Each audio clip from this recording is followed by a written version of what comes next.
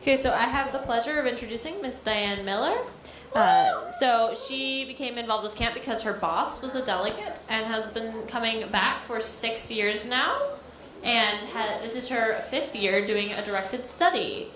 So she works for Northrop Grumman Corporation and helps protect their networks and systems and intellectual property of the employees and the personal information of the employees. And she also works with cyber outreach for what she says is K through 20. So lots of, a wide range of ages and individuals. So she also runs the National Cyber Education Program called Cyber Patron. And she said that she was talking with Kat from Hawaii, and Kat participated in that last year. So that was pretty cool.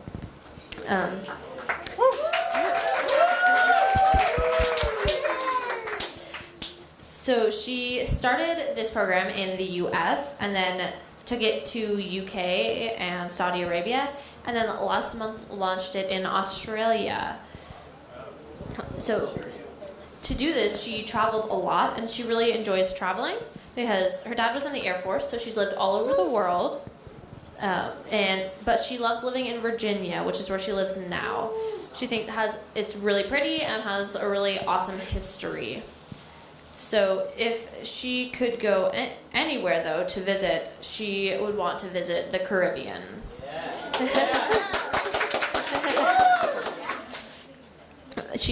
Places that she still wants to visit, though, are Ireland, Italy, and Poland because of her heritage.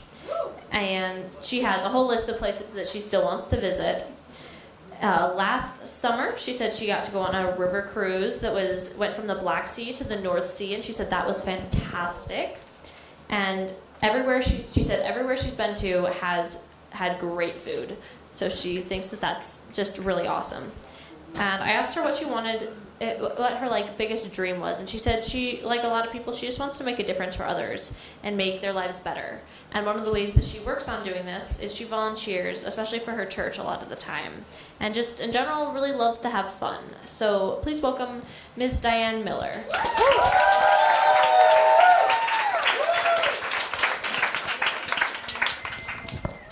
Thank you so much, Augie. Well, I have to tell you, I'm really excited to be here among so many special guests. How was last night? Pretty awesome? Well, you guys are the special guests, so thanks for having me. Happy to be here. Okay, let's see. How many of you have personal mobile devices? I can't believe it. How many of you have social media accounts? How many of you know how to protect your digital persona? All right. Okay, so we're in business. So this morning, for a little while, I'll tell you a little bit about cybersecurity. My colleague Alex Farrell, wherever Alex went. Where'd she go? Oh, there she is. That's my colleague Alex Farrell from Northrop Grumman. Yay, Alex! Alex and I have been teaching a directed study in cyber. So today is sadly the last day of the directed study. So some of what you guys will see today is the same thing that they're going to see in an hour and a half. So a little bit about, is there a remote or do I just? There's a wireless. There's a wired mouse actually now. Uh-oh.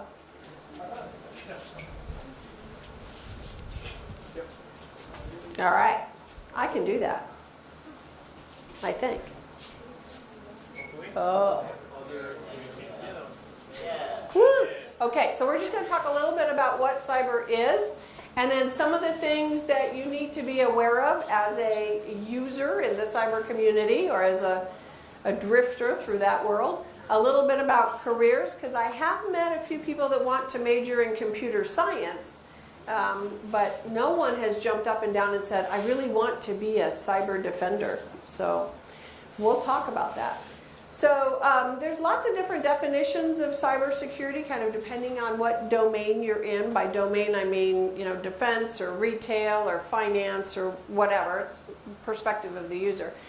But in simplistic terms, cyber is just defending and protecting data, whether it's sitting in a computer or it's in transit to another computer or system or network, okay? So it's just protecting data. And it's really important. We used to think of cyber as protecting the computer, or remember, we used to protect a whole installation and there'd be a big fence around all the buildings. We don't do that. You know, now and then it was protect the building, like the data center. And now it's just protect the computers where the data are stored, protect the data. So as it moves around the world, throughout the internet, it's protected. And protected means someone cannot get into it who should not have access to it. Okay? So what's happening now, though, that we're seeing in commercial industry is, you know, that attacks on corporations, on defense installations, on nuclear power plants, you know, all of the cyber attacks are getting more aggressive and more persistent. It's every single day. And there are some that are just annoying, but there are some that can be very dangerous. So do you guys remember the hack on Sony Motion Pictures? Yeah. Okay, that one was at that point in time about the most destructive attack that there had ever been. Because the bad guys got in, now I need two hands. The bad guys got in, they made their way across the network, because they didn't have a very good structured topology or architecture of their network, and then they went down into all the systems. And as they came back up and out, they destroyed every computer that was attached to that network. They had 30,000, you know, dead laptops that had been destroyed. And as they came up and destroyed everything, they had no way to communicate with their employees to say, oh, hey, if you haven't already connected to the network, don't, because it will destroy your laptop. And that same kind of a destructive attack happened on an oil company in Saudi Arabia. And the same thing is happening in other places. So it's not just that someone's poking in to see if they can get in anymore. They're really destructive. So it's just kind of a bad industry these days. Which is why we need a whole lot more people who say, ooh, I want to be a cyber defender, because we need a lot more cyber defenders. Okay. So just think about the implications of the internet. Everything now is pretty much stored on the internet, right? Because then you can get access to it from anywhere. And so you think about our national security and the fact that we want to protect the configurations and things and the technologies in our weapon systems and our plans of where our soldiers are going to be so people don't go and attack. You think about financial systems. You want to be able to go to the ATM and get cash and know that there's not a skimmer on that machine stealing your account number and the PIN you just entered and emptying your bank account. That happened to someone who I chatted with yesterday. Personal safety. You're expecting that the information that you put out there on the internet about you is accurate because you put it out there, and that no one else is going out there and changing it to be something it shouldn't be. We count on, for our personal safety, a lot of the internet. Fuel availability. All of the major refineries use internet-based controllers to move crude oil through pipelines over to refineries, and all of that is controlled on the internet. Industrial control systems control not only fuel availability, but also our utilities, our power grid, all of that infrastructure. Okay, so when a certain country put all of their power grid information on the internet so that, Joe Blow can work from home and control the flow of utilities and things, they didn't realize that there were malicious people out there that would want to hack it and do a brownout. Transportation, if you ever ride a train, the control mechanisms for routing the trains, the controllers that control the traffic lights are all on the internet. Just think about that. That's a lot of stuff out there, and a lot of what you depend on every single day for the, the lifestyle that you learn to expect and enjoy. Food security. Food security is a big issue in how we assure the safety of our food supply as it gets transmitted, transported inspected through the supply chain. So we worry about things like that in the internet. So things are really different now than they used to be. And I'm just going to go through this quickly. But back in the old days, we were just kind of loosely connected with each other, right? If you wanted to go, well, maybe not you guys, because you've always been on the internet. But before the internet was quite as it is today, if you wanted to communicate with someone, you picked up a telephone, or you walked over to their house, or you saw them at school the next day. It's not the same anymore. Now you're instantly connected to all your friends. Just like businesses. If we had an incident or something bad happen in a company or critical infrastructure or our government, they were each standalone.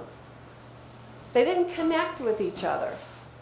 So my business, if I had a cyber attack, it wasn't going to impact anybody else. But now it does. Because we are connected even as businesses and as governments with our supply chain and our vendors and our customers.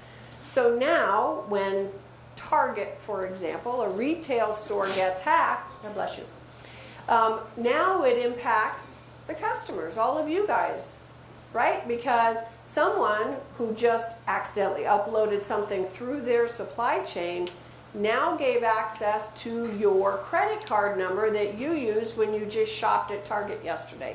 And it impacts their supply chain because it might have been the one who supplies Belgian chocolates to Target is now passing information that got hacked over to the people that sell Adidas shoes.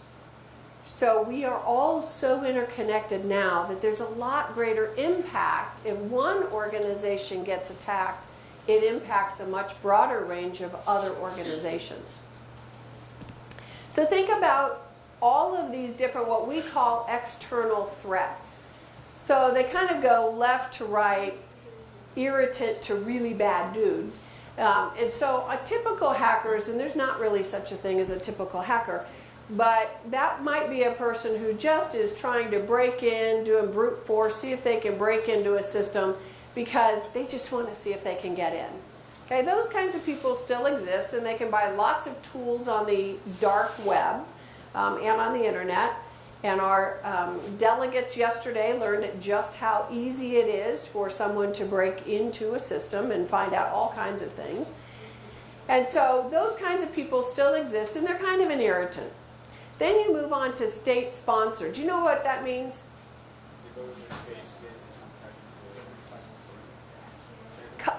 Countries. Sponsored by a country. And they train their citizens to be professional hackers to go steal information that the country's government wants. And so there are countries that have institutions that do nothing but train attackers. And they spend all day trying to break into businesses to steal intellectual property, or maybe governments to steal government secrets, or maybe financial institutions to steal all kinds of information. So state-sponsored means it's sponsored by a country's government. Terrorist groups. Can you think of any terrorist groups that use the internet? ISIS, Al-Qaeda. They all post things like, hey, want to have instant friends and do amazing things? Come join us. They also do how to build a bomb in 3 easy steps. You know, so there's a lot of stuff that's out there on the internet that terrorist groups post as a means for recruiting. But also sometimes if, let's say, ISIS just does not really like the way Israel is operating, they can go to their government's website and deface it, or do a denial of service attack, or somehow impact negatively another government or another organization they just don't like. Okay, so it could be for their own ideological motives or financial motives, whatever. Organized criminals. I know that looks like a crime boss sitting there. And, you know, back in the old days, the crime boss would just, you know, rough up the neighborhood small businesses and extort them and say, hey, you know, you pay me some money and I'll make sure your business is safe. Or else, you know, we'll send Guido over to, you know, fit you for some, you know, concrete shoes. So the organized crime ring is still very active, but they don't mess with small businesses anymore.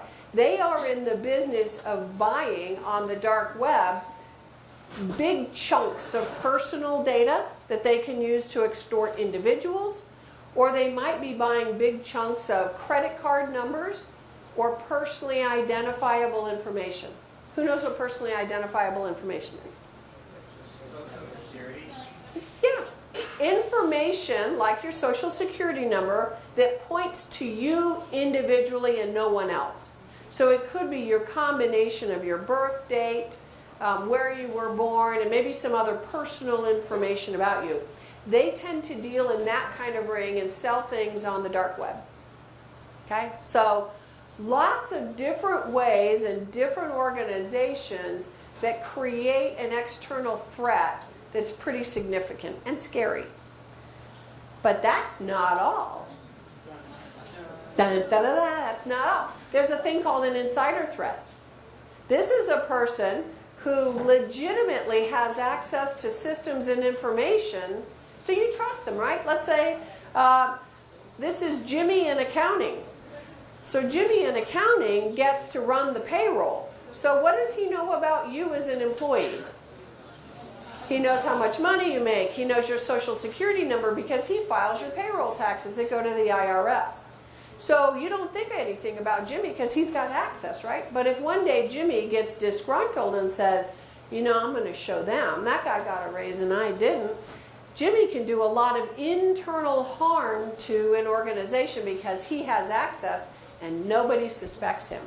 So he could be intentional, but Jimmy could also just be one of those people that does not pay attention when we do our training.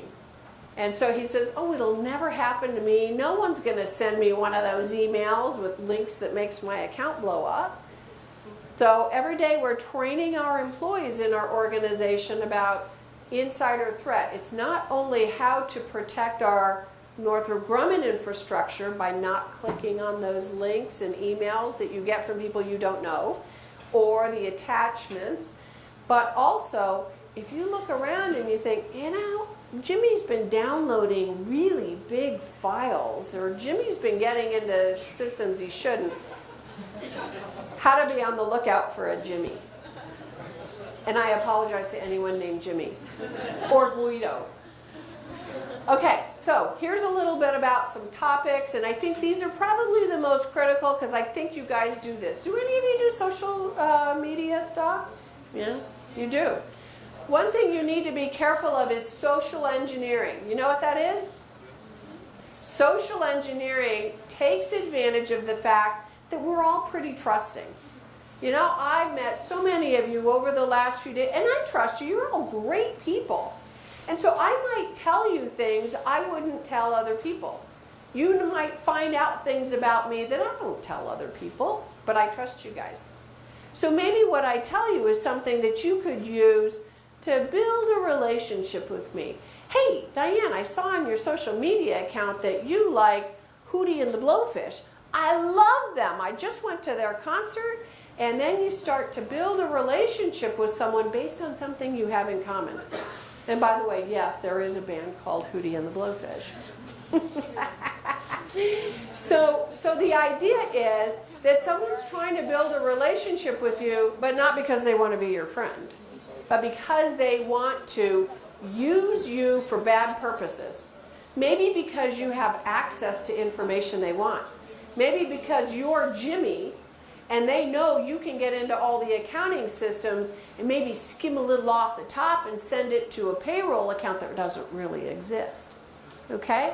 Or maybe because your job is to design really high-end technology and the friend is actually an agent from another country who really wants to build a relationship with you so that they can start stealing some of the secrets. You might happen to, you know, have a few too many beers one night and say, oh my gosh, we're having so much trouble with the who's it's on the witchamajiggy that goes on this rocket. Next thing you know, they got a rocket that looks just like your rocket. So that's how relationships are built. Even in what we're finding a lot more of is in things like LinkedIn. We're finding that there are a lot of Chinese agents in particular that are spoofing their identity and saying, you know, I'm a recruiter from this executive recruiting firm, and we have an opening now that pays 6 figures, and you can work from home, and you'll have all kind. You know, it sounds like a dream job, and what they want to do is build a relationship with you, but they are not who they say they are. So be careful on social engineering. So make sure you protect yourself. You know, don't click on those links. Be careful about what you say. Don't reveal too much about yourself, or frankly, your whereabouts. You know, it's okay if you're taking pictures of your food. You know, I'm posting that because that's kind of cool. But be careful on your accounts about saying, oh, you know, every day I go to that McDonald's right after school, or I live here, or my home address is. Don't put personally identifiable information out in social media. Okay? Public and unsecured. How many of you like to hang out like at Starbucks and get on the Wi-Fi while you're sipping your latte, triple shot macchiato? Yeah, yeah. All right, bad idea. Just be aware that that is an unsecured network connection. So if you get on that network connection, everybody else in that Starbucks and anybody within the range of that router will know exactly what you're doing. So if you have an unsecured network connection and you're doing your banking, not a good idea. And there are instances, you know, like hotels and restaurants, you know, give you free Wi-Fi and stuff like that. There are instances where the hotel's Wi-Fi address, let's say it's Hilton, will be spoofed, and it may be Hilton 1 or 2 or something, and someone else is picking up all of the internet traffic that you thought was over the Hilton secure Wi-Fi, and they're picking it up with a router and a connection stronger than the one that the hotel is providing. And they're just picking up everything you're sending. So if you think you're sitting there in a secured connection, you are not. Okay, so you have to be aware. I hate to say this, but you have to be suspicious. You hate to think you're suspicious, but in this business, you just get suspicious. But just be careful, because someone else, and there is a legitimate case of someone sitting in Starbucks in the back of the restaurant watching the people who are along those seats along the window, and they're looking at their screens and monitoring what they're doing, and they see somebody that's doing their banking, and they just hop and grab their signal, and they can see all of their banking information. So be very careful. Fake access points is like the Hilton example, but hackers close enough can scan your entire computer. And the guys in all of our delegates in yesterday's session learned how to sniff and scan. And they know now how easy it is to do. Internet shopping. How many of you bought anything over the internet? We've all bought stuff over the internet, right? Okay, it's so easy, so convenient, so potentially vulnerable. So just make sure that, unless you absolutely have to, because Amazon makes you store a credit card, but just make sure that you enter your credit card each time and then take it back. Okay? Only use it once. And the reason I say that is, if you were going to go steal a bunch of credit card numbers, where would you find a whole lot of them?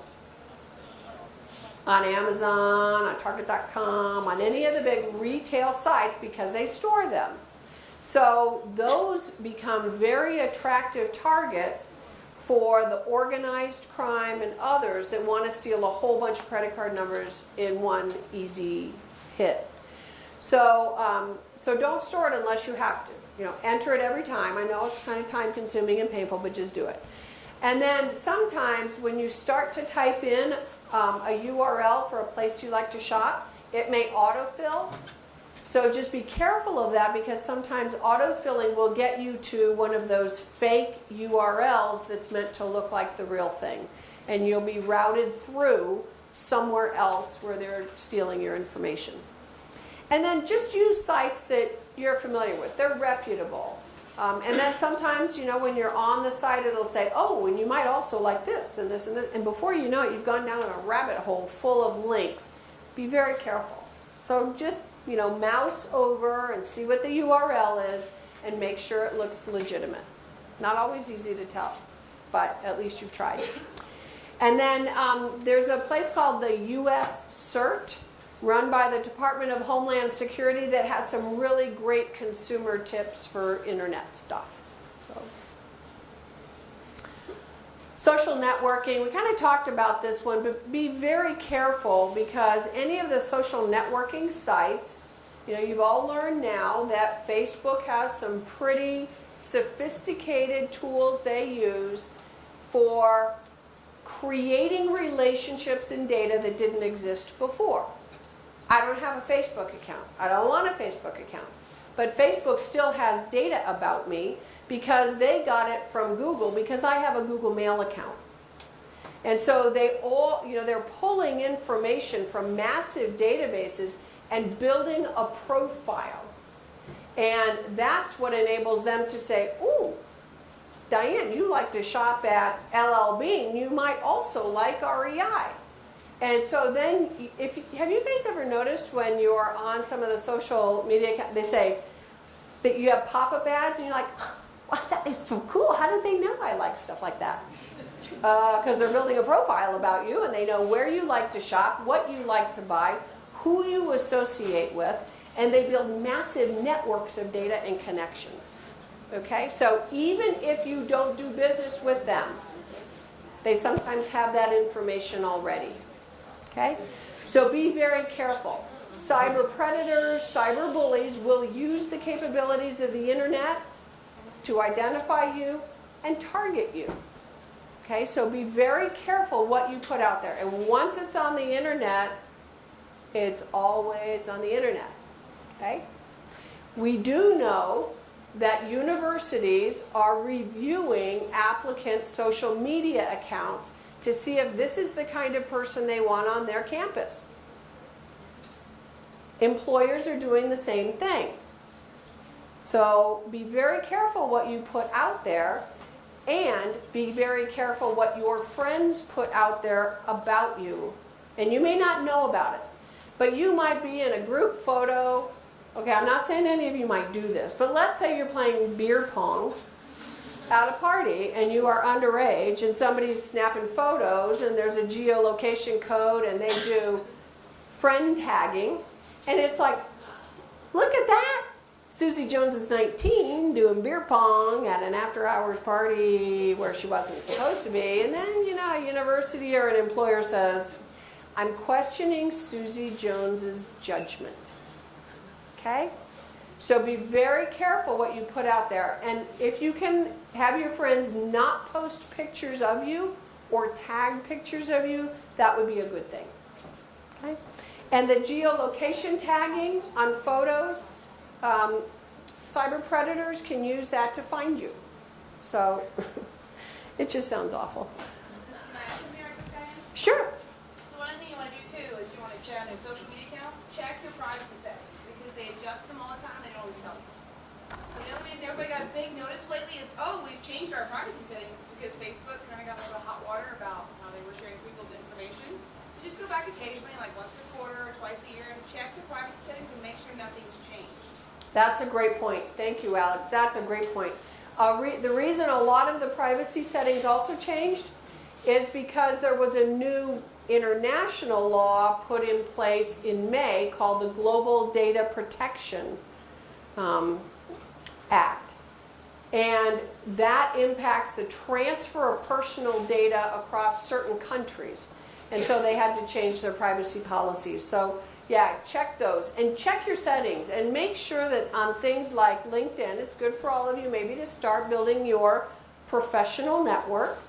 Build yourself a nice little LinkedIn profile, but make sure you check the privacy settings so that everybody doesn't, connect with all of your other connections and things like that.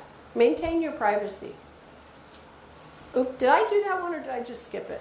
Skip it. Oh. Uh-oh. Oh, well, that's easy. While that's going on, let me point out as an employer, you may think a little more practical. You may think, wow, I'm on spring break, I'm having a great time, and I want to show all my friends, how I'm really partying down here, and post that on your website or your Facebook. And now you're employed or you're in the school. Many employers have standards that if you're posting about, hey, here's my work and I'm really proud of it, but then here's me partying, you can be removed from that. And I've actually had to remove employees from my work because they were showing their dark side in connection with their work. So be very careful. That's a great point. We have, all organizations kind of have standards of conduct. And depending on the company, they may say, our standards of conduct, you're a representative of our company. And if you do something that violates our standards of conduct, even on your own time, that is grounds for termination. Yeah. So you got to watch yourself. Yes? Is there a way for schools and companies to get through our privacy settings if our account is private? Good question. The question is there a way for schools or companies to get around your privacy settings that you've put on your social media accounts? And yes, there is. Do they do it often? They don't do it often, but I think, and they have to be legal about it. They cannot break into your account or commit a crime. They may ask you to give your password up, or they may ask you to sit down with them during the interview process and go through your social media account so they can look at it with you and they can ask you questions as they're going through it if they have any further questions. But they cannot break in. But if you're concerned, you may not want to go apply for a job with the National Security Agency. Just saying. They could probably break in. And they can do it legally because they can do anything legally.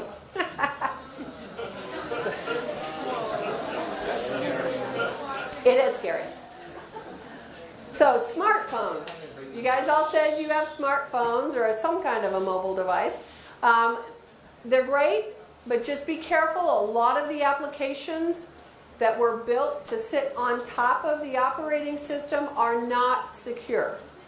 So please make sure you only download apps from the legitimate, App Store or, or Google Play. Make sure you download it from a legitimate place. Even then, they may not test all of them for vulnerabilities. All operating systems have vulnerabilities. I don't care if it's a Microsoft operating system on a phone, a Windows phone, or if it's iOS on an Apple device, they all have vulnerabilities. Okay? And sometimes, as we all learned yesterday, there are some devices that will continue to transmit even when you have them off. So be very careful.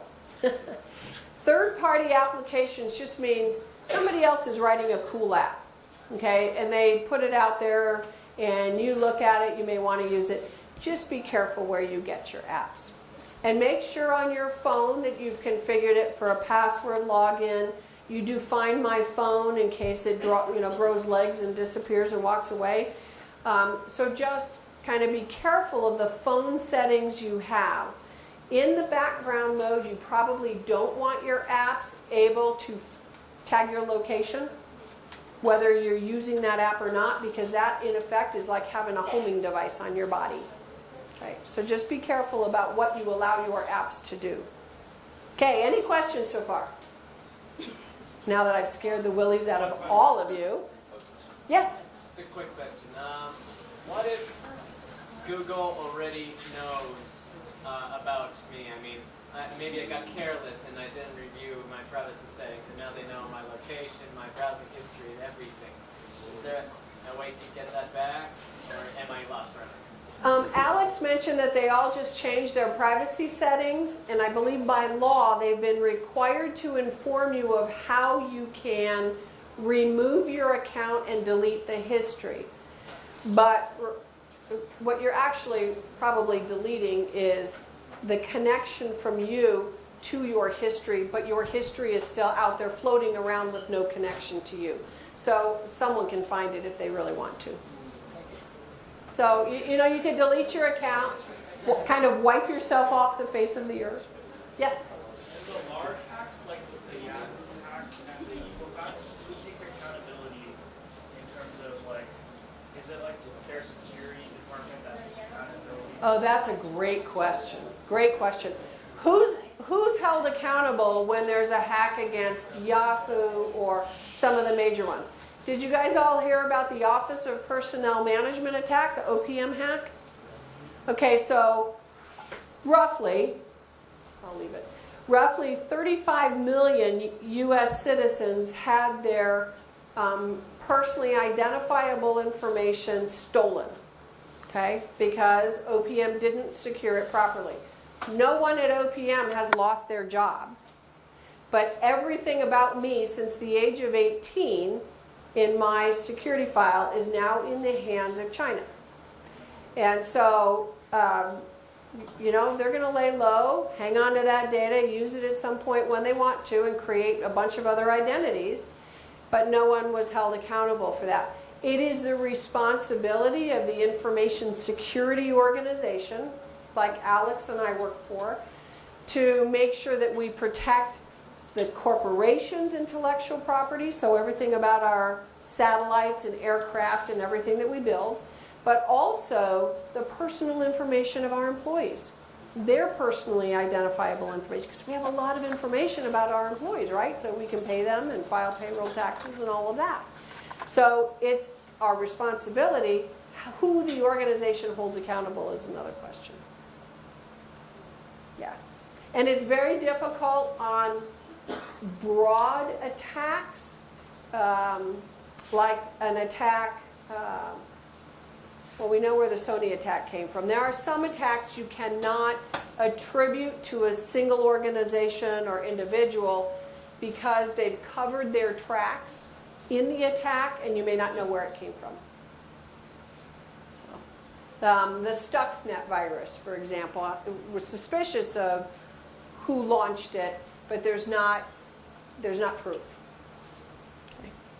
Okay, so if any of you think that this sounds like a fun field to be in, what I will tell you is, obviously, the things that we've talked about means that you have a lot of responsibility that impacts people's daily lives. And so, you know, our society is so dependent on this that, you know, it's a great field to be in because, frankly, you can get a job in private industry or critical infrastructure like work at a nuclear power plant or a railroad corporation or in the oil refinery business or a bank or anything because they all need cyber professionals, right? Everybody wants to protect their most critical information, and that's your job. So guess what? They're going to do a background check on you and all that kind of thing, but there's right now projected to be 1.8 million unfilled jobs in cyber over the next few years.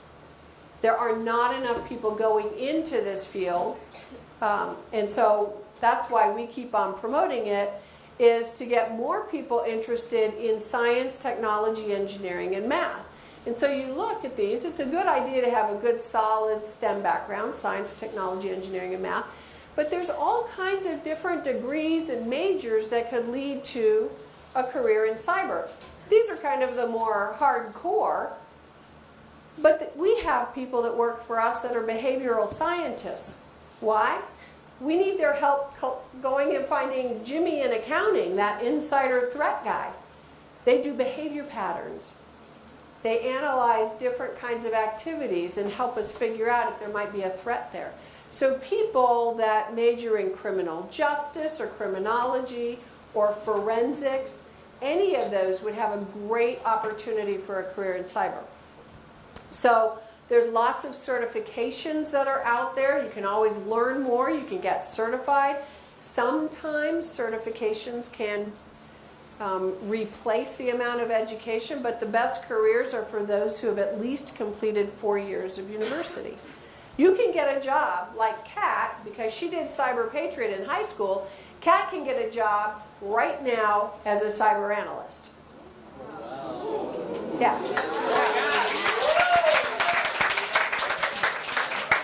So the person who ran our cybersecurity operations third shift, no degree. So that's what's cool about this field is the careers keep evolving. Yes? So how did you get into cybersecurity? How I got into cybersecurity is I have a degree in computer information systems from California State Polytechnic University. And I was doing systems development of software-intensive systems, and then moved into program management, but it was always for military intelligence. And so I had done intelligence and systems development, and then about 10 years ago, kind of combined those into cyber. So that's how I got in. So good, strong background. This is what we look for when we're hiring cyber professionals. And I kind of think the way we do it and what we look for is pretty similar to most other organizations, be they government, industry, academia. Looking for a good background where you've all learned how to do good synthesis, analysis, problem solving, decision making, complex development. Bless you. But here's kind of the important part. Behavior. You're creative. You think differently. How many people would have thought about flying airplanes into the World Trade Center? You know, there are cyber attacks that happen that people have not thought of. So it's kind of thinking differently. But what you learn, I hope, here at camp is it's important to work well with other people, working with teams. Cyber problems are really, really complex. So it's important that you work nicely in the sandbox with your playmates, and that you learn how to share information and collaborate, because I can try and solve a problem all by myself, but I'm only going to be able to use the skills that I personally have. If I team up with Sebastian and Nicholas and we get together, they've gone to different schools. They have a different academic background. They've had different experiences. Maybe they've looked at cyber differently than I have. That diversity of thought and experience and education and problem solving is what gives us the best solutions. So that's why it's so important that you work well with others, you learn how to communicate effectively. You're going to write reports, you're going to be in front of the board of directors and convince them they need to spend a whole lot more money on security. We have to do that. We have to make them aware of what the threats might be, and that takes good communication skills. Okay, down here, personal. The whole reason that if you're a cyber professional, you exist, is to protect the most critical information or assets that an organization owns. So, okay, you guys in our directed study can't say anything. If you worked for Kentucky Fried Chicken, what would you protect? The recipe. The 11 herbs and spices. If you work for a pharmaceutical company, what are you protecting? The formularies for the drugs. This is how organizations make money, right? So your job is to protect the critical information that makes them money, and so they're probably going to do a background check on you, even if it's Kentucky Fried Chicken. They're going to make sure that you are a person of high integrity. So what you do makes a lot of difference. The decisions you make today make a difference. So I hope all of you have done nothing that will preclude you from being cyber professionals, because we need all of you. We need a new boatload of people. So passion for what you do and good lifestyle choices. So I'm not going to go through all that, but lots of cool stuff in cyber. It's a great career field because it's never the same 2 days in a row. There's always new threats, new adventures. So if you kind of like that fast-paced life where you get to use your intellectual curiosity every day, be a great field choice. So.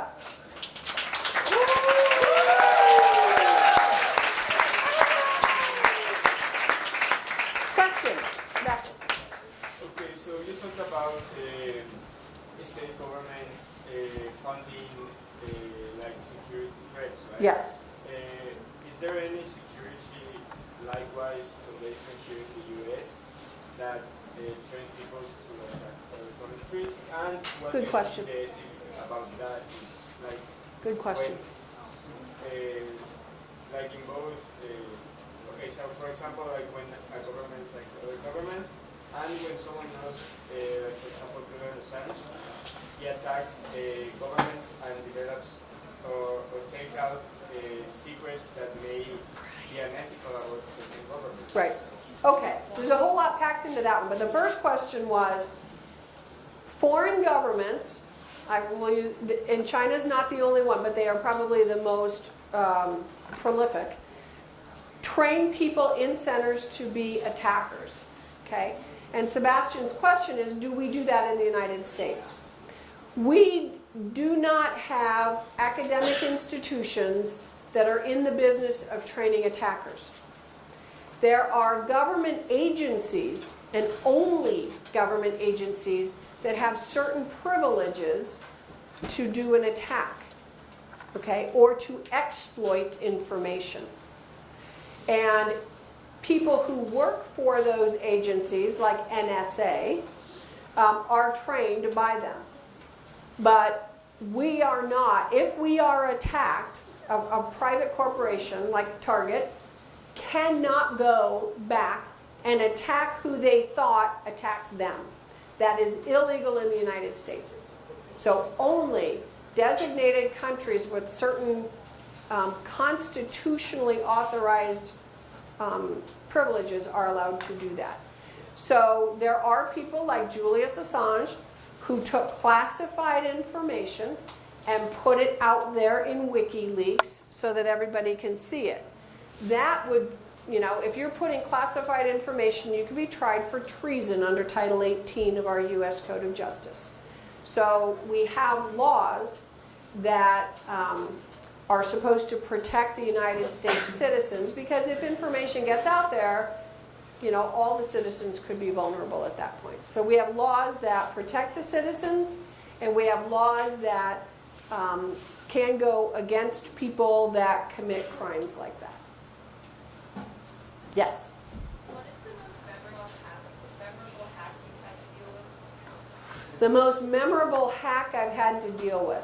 So the good thing is, my role at Northrop Grumman is in identity security, so protecting the identity of 80,000 employees.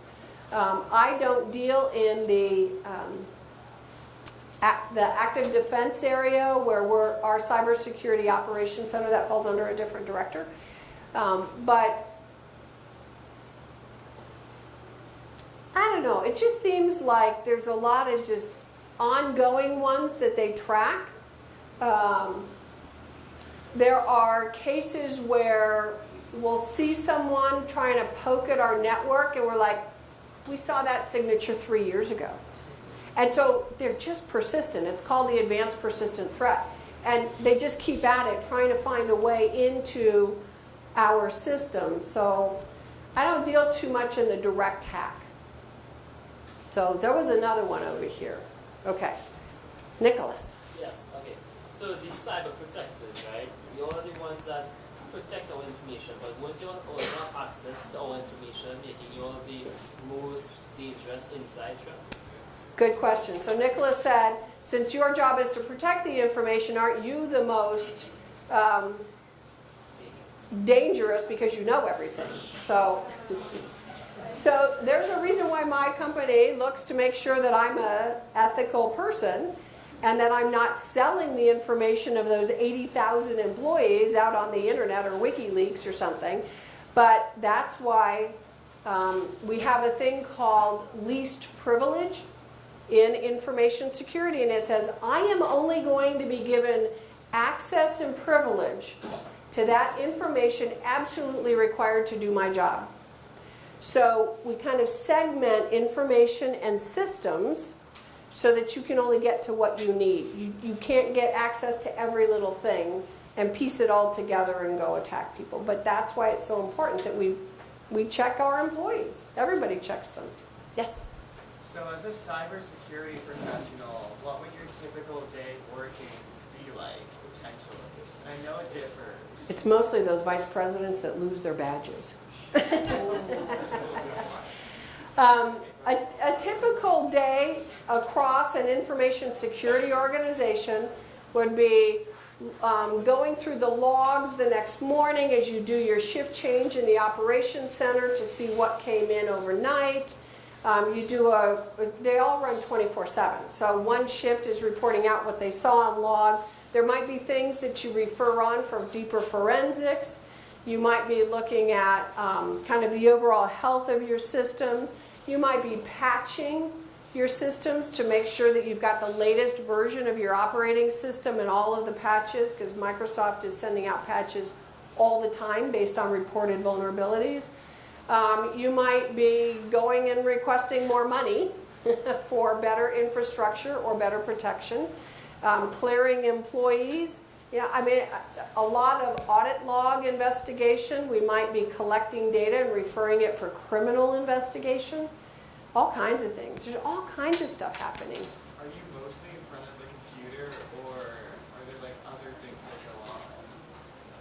It depends on your role. Are you mostly in front of a computer or doing other stuff? It depends on your role. If you are an analyst and your job is incident response, you're going to be sitting in a cyber operations center, monitoring the traffic, what's coming in, where's it coming in, where's it going. You might be locking down certain websites because they've been posting bad information and you don't want your employees going out there. So that kind of stuff is at the computer monitor. So, it depends on your job. But someone who's doing forensics might be doing other chain of custody of evidence. They might be working with our attorneys, preparing a case. It just varies. It's very, very different. Yes?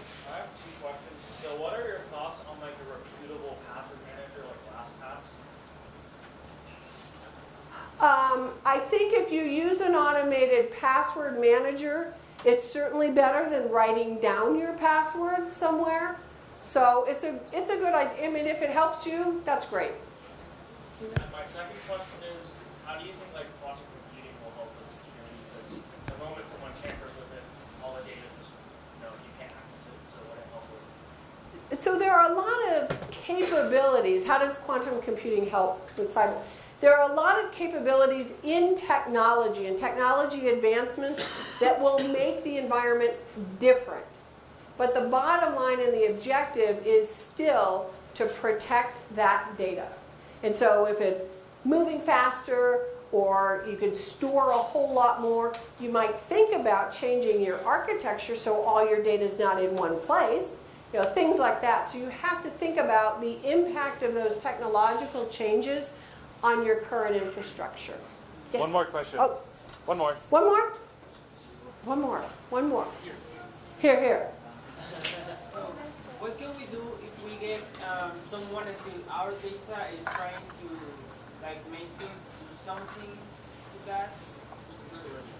Extortion. So if somebody steals your personal data, so that's an example of that is ransomware, where someone gets in your computer, encrypts all your files so that you can no longer get to them and says, pay me $300 or I'm not going to give you your data back. You have to decide if you want to pay the $300. Right? You have to decide if that data is important enough to you, and you look at the risk and the benefit. Now what's been happening lately in ransomware is that people are paying the $300 but they're not getting their data back, or the encryption key to unencrypt their data. And so you're kind of in a bad way at that point. It's how much do you trust that that person's going to give you your data back or your access. If they're changing your data, like on your Facebook account, delete your account, wipe out whatever you can. If they've taken over your account, that's a whole, then you kind of report that stuff. Once you report it to the social media companies, sometimes they will involve organizations like FBI. So at that point you report it to the police and they'll take it. All right, that's it.